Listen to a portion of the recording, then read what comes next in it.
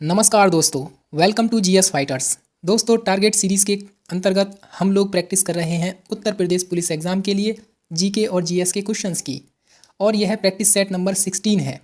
इसके अलावा हम लोग हिंदी सीरीज़ को भी कंटिन्यू कर रहे हैं, जिसमें हमने सिलेबस के according Uttar Pradesh police exam के सिलेबस के अकॉर्डिंग टॉपिक्स को पहले डिस्कस करते हैं, जानते हैं, उसके बारे में समझते हैं एंड देन एमसीक्यू प्रैक्टिस करते हैं हिंदी सीरीज़ के अंतर्गत। और जीके जीएस जो है हम टारगेट सीरीज़ के अंतर्गत यहाँ पर प्रैक्टिस करते हैं।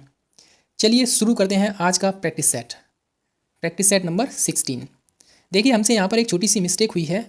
ये प्रैक्टिस सेट नंबर 15 नहीं है बल्कि 16 है। ठीक है, इस चीज़ को आप 16 मानिए मत, है ही 16 ये। ठीक है, बस हमसे टाइपिंग मिस्टेक हुई है और इसके लिए सॉरी।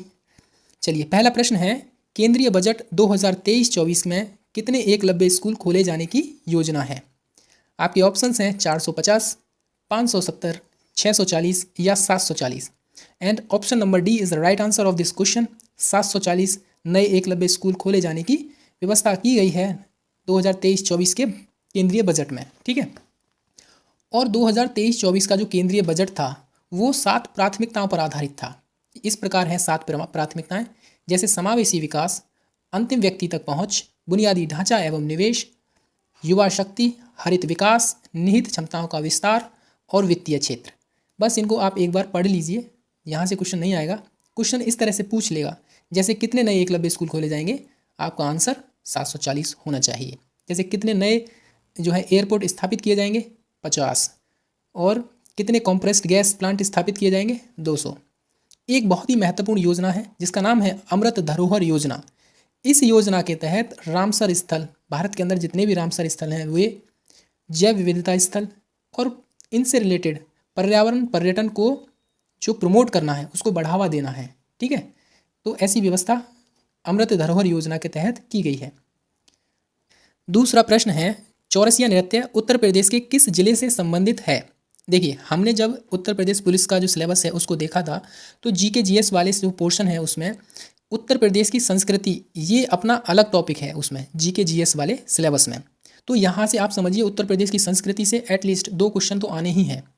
आपको पता होगा कि उत्तर प्रदेश का एग्जाम है, तो उत्तर प्रदेश का जो आर्ट एंड कल्चर वाला पोर्शन है वहाँ से तो क्वेश्चन आना ही आना है, 1 या 2, मिनिमम 2 तो आएंगे ही। ठीक है, और हमने भी एक पूछ लिया है इसमें, जैसे चौरसिया नृत्य उत्तर प्रदेश के किस जिले से संबंधित है? आपके ऑप्शंस हैं बुंदेलखंड क्षेत्र से, ब्रजभूमि क्षेत्र से, लखनऊ से या जौनपुर से। And option number D is the right answer of this question, Jaunpur. ठीक है, देखिए हमने यहाँ पर जौनपुर को हाईलाइट किया है आपके लिए मैप के थ्रू, तो ये है जौनपुर। इसको आप ध्यान रखना, चौरसिया नृत्य जौनपुर डिस्ट्रिक्ट से रिलेटेड है। और देखिए, इसके अलावा हमने और भी लोक नृत्य जो इंपॉर्टेंट हैं उनको यहाँ पर आपके सामने एक स्लाइड में रखा है। जैसे कर्मा नृत्य मिर्ज़ापुर और सोनभद्र जिले में होता है, सेरा नृत्य बुंदेलखंड रीजन में, धोबिया नृत्य पूर्वी उत्तर प्रदेश, राई नृत्य बुंदेलखंड रीजन में, और चरकुला नृत्य ब्रजभूमि क्षेत्र में ये होता है। ठीक है जी, पीडीएफ के लिए आपको टेलीग्राम चैनल से जुड़ना होगा। हमारे टेलीग्राम चैनल का लिंक वीडियो के डिस्क्रिप्शन में आपको मिल जाएगा, नहीं तो आप सर्च कर लीजिए जीएस फाइटर्स के नाम से। ओके, और लोगों ये देख लेना पहले, तभी उसको ज्वाइन करना। वहाँ पर प्रत्येक टेस्ट की पीडीएफ आपको मिल जाएगी। ओके,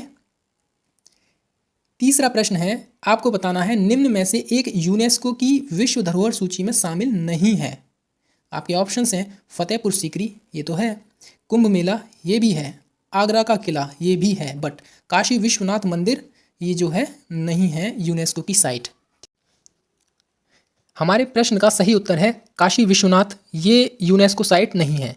देखिए, हमने यहाँ पर उत्तर प्रदेश की जो भी स्थल हैं यूनेस्को स्थल, उनको यहाँ पर शामिल किया है, जैसे ताजमहल, आगरा का किला, फतेहपुर सीकरी, ये हैं भारत उत्तर प्रदेश की यूनेस्को साइट्स। ठीक है, और 2 हैं अमूर्त सांस्कृतिक विरासत। अमूर्त सांस्कृतिक विरासत वे होती हैं जिनको आप टच नहीं कर सकते। ठीक है, जैसे रामायण उत्तर प्रदेश की यूनेस्को की जो साइट्स है उसमें दर्ज की गई है। और एक है कुंभ मेला। हालांकि कुंभ मेला केवल उत्तर प्रदेश में ही नहीं लगता है, बल्कि उत्तर प्रदेश के प्रयागराज के अलावा जैसे हरिद्वार में लगता है, उज्जैन में लगता है, नासिक में लगता है। ठीक है, और भारत में, पूरे भारत में 40 यूनेस्को साइट्स हैं जिसमें से 32 तो सांस्कृतिक साइट्स हैं, 7 प्राकृतिक हैं और एक है मिक्स, जो कि है खंगसेन-जोंगा राष्ट्रीय पार्क, जो कि सिक्किम में है। ठीक है, इस चीज़ को भी आप ध्यान रखिए। भारत में टोटल 40 यूनेस्को साइट्स हैं, उत्तर प्रदेश के अंतर्गत टोटल हैं 5, अगर हम कुंभ मेला को भी शामिल करते हैं तब। ओके, वर्तमान में मगध किस राज्य में है जहां मौर्य राजवंश की स्थापना हुई थी? आपके ऑप्शंस हैं ओडिशा, बिहार, राजस्थान या Punjab. And option number B यानी Bihar is the right answer of this question. वर्तमान में मगध बिहार में पड़ता है। ठीक है, और बिहार का जो रीजन है जिसमें पटना और ये गया जो डिस्ट्रिक्ट है वो वाला रीजन है, ये वाला मगध यहाँ पर है। ठीक है, और मौर्य राजवंश की स्थापना वर्ष 325 ईसा पूर्व में मगध में हुई थी। इसकी स्थापना चंद्रगुप्त मौर्य ने की, जिसको सेंड्रोकोटस भी कहा जाता है। इसी चंद्रगुप्त मौर्य ने चाणक्य की सहायता से अंतिम नंद वंशीय शासक घनानंद को पराजित किया और मौर्य राजवंश की नींव रखी थी। जब चंद्रगुप्त मौर्य ने जो मौर्य साम्राज्य की स्थापना की तब यह था, उस समय ये मौर्य साम्राज्य इतना था। लेकिन बिंदुसार और उसके बाद अशोक के टाइम में ये था हमारा मौर्य साम्राज्य। लगभग पूरा भारत या कॉन्टिनेंट ही मौर्य साम्राज्य में था, बस दक्षिण भारत को थोड़ा सा छोड़ दिया जाए तो। ठीक है, और आपको मैं एक इंटरेस्टिंग बात बताऊं कि अभी हाल ही में नए संसद भवन का उद्घाटन हुआ है और उस संसद भवन के संविधान कक्ष में, जो संविधान कक्ष है वहाँ पर इसी मैप को दर्शाया गया है। ठीक है, अखंड भारत के इस मैप को दर्शाया गया है, जो कि अशोक के समय, मौर्य शासक अशोक के समय का है। ठीक है, चलिए 5वां प्रश्न है, रॉलेट एक्ट का प्रमुख उद्देश्य क्या था? प्रेस की स्वतंत्रता पर प्रतिबंध लगाना? जी नहीं। खिलाफत आंदोलन का दमन करना? ये भी नहीं। युद्ध प्रयासों की आर्थिक मदद करना? जी नहीं। इसका मतलब था बिना मुकदमा चलाए किसी व्यक्ति को बंदी बनाना। देखिए, वर्ष 1917 को ब्रिटिश उच्च न्यायालय के एक न्यायाधीश थे सिडनी रॉलेट, इनकी अध्यक्षता में एक कमेटी का गठन किया गया और इस कमेटी ने यह सिफारिश की कि भविष्य में होने वाली आतंकवादी गतिविधियों पर अगर अंकुश लगाना है तो हमें एक ऐसा कानून पारित करना चाहिए जिसमें किसी भी व्यक्ति को बंदी बनाया जा सके, और वह व्यक्ति ना तो अपील कर सकता है, ना ही दलील दे सकता है और ना ही अपना कोई वकील कर सकता है, यानी किसी को भी वे गिरफ्तार कर सकते हैं।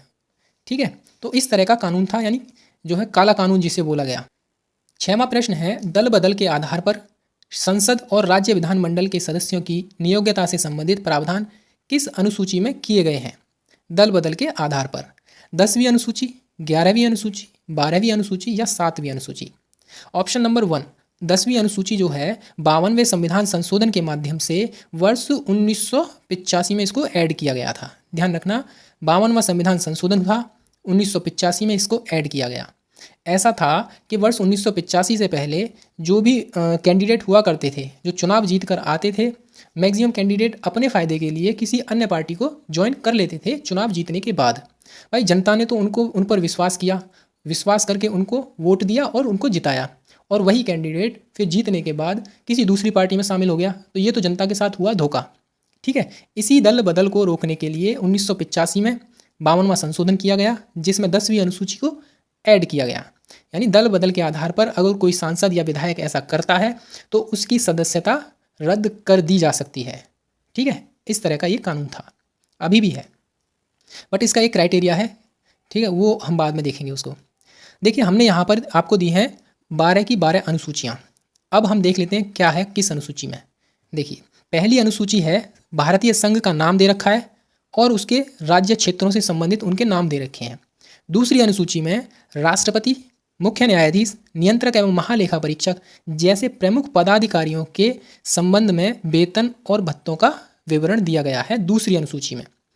तीसरी अनुसूची में जो उच्च पदाधिकारी हैं उनकी शपथ और प्रतिज्ञान से संबंधित प्रोविज़न किया गया है। चौथी अनुसूची में राज्यसभा में सीटों का आवंटन किस प्रकार होगा, इसका विवरण दिया है चौथी अनुसूची में। पांचवी अनुसूची में अनुसूचित जाति, अनुसूचित जनजातीय क्षेत्रों के प्रशासन और नियंत्रण से संबंधित प्रोविज़न किए गए हैं। ठीक है जी। और छठी अनुसूची है असम, मेघालय, त्रिपुरा और मिजोरम। ये 4 राज्य याद रखना छठी अनुसूची के अंतर्गत आते हैं। असम, मेघालय, त्रिपुरा और मिजोरम, इन राज्यों के जनजातीय क्षेत्रों के प्रशासन से संबंधित उपबंध किए गए हैं छठी अनुसूची में। ठीक है, और 7वीं अनुसूची में इसमें लिस्ट का वर्णन किया गया है, जैसे संघ सूची, राज्य सूची और समवर्ती सूची।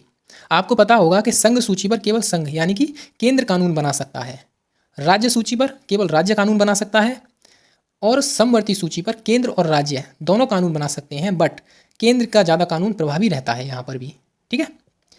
8वीं अनुसूची जो है भारत की विभिन्न भाषाओं से संबंधित है, यानी संविधान में जो भाषाएं हैं उनसे रिलेटेड है 8वीं अनुसूची। और वर्तमान में संविधान में 22 भाषाओं का उल्लेख मिलता है इस अनुसूची के अंतर्गत। 9वीं अनुसूची जो थी वो प्रथम संविधान संशोधन के माध्यम से इसको ऐड किया गया, जिसमें भूमि सुधार से संबंधित प्रावधान किए गए हैं। ठीक है। 10वीं अनुसूची अभी हमने आपको बताया 52वें संविधान संशोधन के माध्यम से वर्ष 1985 में इसको ऐड किया गया और इसमें प्रोविजन किया गया दल बदल के आधार पर जो सांसद हैं वो और विधायक हैं वो उनकी अयोग्यता से संबंधित प्रावधान किया गया है। 11वीं अनुसूची 73वें संविधान संशोधन के माध्यम से इसको ऐड किया गया वर्ष 1992 में। इसमें पंचायतों की शक्ति और प्राधिकार और उत्तरदायित्व से संबंधित प्रावधान किए गए हैं। पंचायतों की शक्ति, प्राधिकार और उत्तरदायित्व। ओके। 12वीं अनुसूची है, इसको 74वें संविधान संशोधन के माध्यम से ऐड किया गया। इसमें नगर पालिकाओं की शक्ति, प्राधिकार और उत्तरदायित्व का उल्लेख किया गया है। 11वीं अनुसूची पंचायत से संबंधित, 12वीं अनुसूची न्यायपालिका से नगर पालिका से संबंधित है। ठीक है। तो इसका आप एक स्क्रीनशॉट ले लीजिए और इसको यहाँ पे एक सेकेंड इसको डिलीट कर देना बस। ठीक है। चलिए 7वां प्रश्न है, आपको बताना है निम्न में से कौन एक सबसे बड़ी मानव निर्मित झील है। आपके ऑप्शंस गोविंद सागर झील, बेकाल झील, बुलर झील, राणा प्रताप सागर झील। और इस प्रश्न का सही उत्तर है ऑप्शन नंबर 1, गोविंद सागर झील मानव निर्मित सबसे बड़ी झील है। ठीक है जी। और यह गोविंद सागर झील जो है वो रिहंद नदी पर बनी हुई है, हिमाचल प्रदेश के बिलासपुर जिले में स्थित है। ठीक है। और इसका नामकरण सिखों के 10वें गुरु गोविंद सिंह के नाम पर इसका नाम रखा गया है, गोविंद सागर झील का। ठीक है। अन्य प्रमुख झील हैं भारत की, जैसे बुलर झील भारत की सबसे बड़ी मीठे पानी की झील है और इसी झील पर बनी हुई है तुलबुल परियोजना। ठीक है। सांभर झील भारत की सबसे बड़ी खारे पानी की झील है और ये राजस्थान में है। चोलामू झील सबसे अधिक ऊंचाई पर स्थित, भारत की सबसे अधिक ऊंचाई पर स्थित है झील चोलामू झील और ये मिलेगा आपको सिक्किम में। ठीक है। वेम्बनाड झील केरल की जो है वेम्बनाड झील भारत की सबसे लंबी झील है। ठीक है। और इसमें भी होती है एक जवाहर नौका दौड़ जो होती है वो यहीं होती है। आपने अक्सर देखा होगा नाव में बहुत सारे लोग बैठ जाते हैं और रेस करते हैं, ऐसे चप्पू से उसको नाव को बहुत जल्दी स्पीड में आगे ले जाते हैं। वो एक कंपटीशन होता है, इसी झील में होता है, वेम्बनाड झील में, केरल की। ठीक है। चलिए 8वां प्रश्न है, आपको बताना है ताड़ी नृत्य मुख्यतः किस जनजाति से संबंधित है। ताड़ी नृत्य मुंडा जनजाति से? जी नहीं। टोडा? ये भी नहीं। खासी भी नहीं। इस प्रश्न का सही उत्तर ऑप्शन नंबर सी, ताड़ी नृत्य संथाल जनजाति से रिलेटेड है। ओके। देखिए संथाल जनजाति जो है ये मुख्यतः आपको मिलेगी झारखंड वाले क्षेत्र में। ठीक। इसके अलावा पश्चिम बंगाल में, ओडिशा में, बिहार में और असम में भी संथाल लोग रहते हैं। और प्रेजेंट में जो भारत की राष्ट्रपति हैं श्रीमती द्रौपदी मुर्मू जी, उनका संबंध भी संथाल जनजाति से है। वह स्वतंत्र भारत में जन्म लेने वाली प्रथम राष्ट्रपति हैं और किसी भी जनजातीय समुदाय से आने वाली प्रथम महिला राष्ट्रपति हैं। ठीक है। चलिए 9वां प्रश्न है, आपको बताना है निम्नलिखित में से भुगतान संतुलन शब्द प्रयोग किसके संदर्भ में किया जाता है। भुगतान संतुलन आयात निर्यात में, कर संग्रह में, एक कारखाने के वार्षिक विक्रय से या उपरोक्त में से कोई नहीं।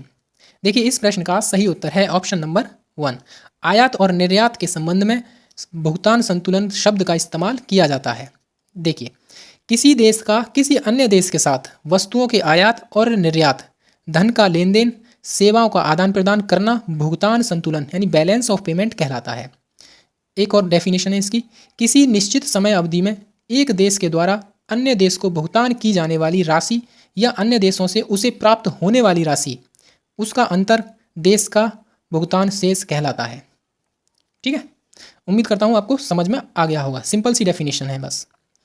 10वां प्रश्न है, आयात निर्यात पर लगाए जाने वाले कर को किस नाम से जाना जाता है। आयकर, व्यापार कर, सीमा कर या वाणिज्य कर। इस प्रश्न का सही उत्तर है ऑप्शन नंबर सी, इसको बोलते हैं सीमा कर। यानी आपने देखा होगा टोल टैक्स होता है ना, जैसे इस प्रकार आपको पिक्चर में दिख रहा होगा इस तरह से। आप अगर एक स्टेट से दूसरे स्टेट में जाओगे तो आपको जो है सीमा शुल्क देना होता है, ठीक है। और किसी एक कंट्री से दूसरी कंट्री में सर्विस प्रोवाइड करनी है आपको, तो वहाँ पर भी आपको, जैसे माल गाड़ियाँ होती हैं वो जाती हैं शिप माध्यम से, तो वहाँ पर भी आपको ये है सीमा कर देना होता है, ठीक है। सीमा कर भारत में आयातित तथा भारत से निर्यातित माल पर लगाया जाता है। यह एक अप्रत्यक्ष कर है। सीमा शुल्क अधिनियम 1962 के अंतर्गत इसे लगाया जाता है, ठीक है। चलिए क्वेश्चन नंबर 11, आपको बताना है जैव विविधता अपेक्षाकृत रूप से कहाँ समृद्ध होते हैं। जो बायोडाइवर्सिटी होती है सबसे ज़्यादा कहाँ पाई जाती है। आपके ऑप्शंस हैं ध्रुवीय प्रदेशों में, उष्ण कटिबंधीय प्रदेशों में, शीतोष्ण कटिबंधीय या महासागरीय। देखिए एक मैप के थ्रू हम आपको अच्छे से समझा पाएंगे। यहाँ देखिए आपके प्रश्न का सही उत्तर है उष्ण कटिबंधीय। जो प्रदेश होते हैं वहाँ पर उष्ण कटिबंधीय वो होते हैं जहाँ पर सनलाइट कंटिन्यू रहती है। जैसे देखो ये वाला रीजन है ना, ये उष्ण कटिबंधीय क्षेत्र कहलाता है। यानी कि कर्क रेखा और मकर रेखा के बीच का जो क्षेत्र है यही उष्ण कटिबंधीय होता है। और जैव विविधता के डेवलपमेंट के लिए सबसे ज़्यादा जरूरी होता है सनलाइट, पहली चीज़, और दूसरी चीज़ पानी। तो ये क्षेत्र कहलाता है उष्ण कटिबंधीय क्षेत्र। इसके लिए यहाँ पर तापमान अधिक होता है, वर्षा भी अधिक होती है। विषुवत वृत्त से दूर जाने पर जैव विविधता घटती जाती है। इसका कारण पर्याप्त सूर्य प्रकाश और मौसमी एक रूपता का होना है, ठीक है। तो इस चीज़ को ध्यान रखिए। ये वाला जो रीजन है यानी कर्क रेखा से मकर रेखा के बीच का जो रीजन है इसी को उष्ण कटिबंधीय प्रदेश कहते हैं। और यहीं पर होती है सबसे ज़्यादा बायोडाइवर्सिटी, ठीक है। चलिए 12वां प्रश्न है, आपको बताना है तापमान में कोई परिवर्तन किए बिना द्रव अवस्था को गैस अवस्था में बदलने के लिए आवश्यक ऊष्मा की मात्रा को क्या कहा जाता है। विशिष्ट ऊष्माधारिता, ऊष्मा का यांत्रिक तुल्यांक, शमन या वाष्पन की गुप्त ऊष्मा।